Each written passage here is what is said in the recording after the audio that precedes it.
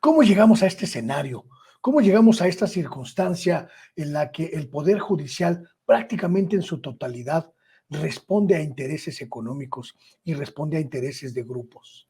Mira, porque el presidente de la República, y ellos lo entendieron a partir de la reforma de Zedillo, ya lo sabían desde antes. Mira, yo recuerdo casos, por ejemplo, en el gobierno de Miguel Alemán, que ya estaban sometidos, había en esa época, fíjate, 46, 47, en el 52, había ministros que conocían la corrupción de Miguel Alemán, tenían los documentos de la corrupción, pero como Miguel Alemán fue muy hábil, y luego el presidente Ruiz Cortines también fue muy hábil en el sentido de la corrupción, les dio todo.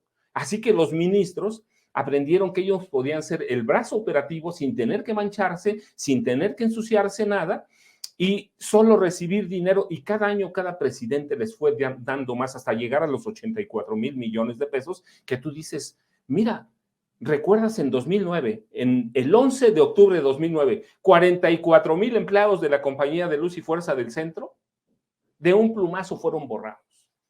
De un plumazo, nadie dijo nada. Margarita Zavala, que ahora defiende a los fideicomisos, fue un brazo operativo de Felipe Calderón. 44,000, ¿cuántos empleados tiene el Poder Judicial? 55,000.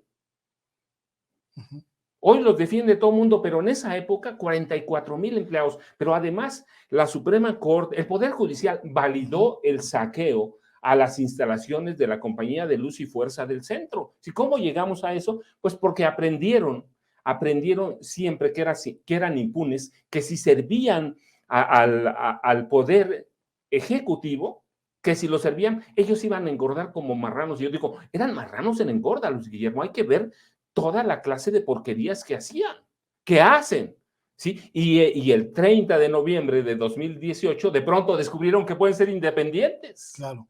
Cuando vieron que se les agotó aquel marranito, que ya no iban a engordar tanto, descubrieron que eran independientes. Y claro, también descubrimos nosotros, que ya lo sabíamos y lo hemos documentado en otras ocasiones, que pertenecen a grupos políticos definidos y que esos grupos políticos de Carlos Salinas de Gortari, de Felipe Calderón, de Enrique Peña Nieto, de Ernesto Zedillo Ponce de León, los iban a proteger siempre y se iban a proteger con ellos. Sí, se hicieron un brazo político de la presidencia de la República hasta el 30 de noviembre de 2018. Así que llegamos aquí, ¿por qué? Porque descubrieron que la corrupción les daba más beneficios que atender a una población a la que tenían que atender, que es la que les paga a través de sus impuestos. Claro. Sí, se hicieron políticos también, y porque cometió Zedillo una serie de errores que fueron a propósito, ¿va?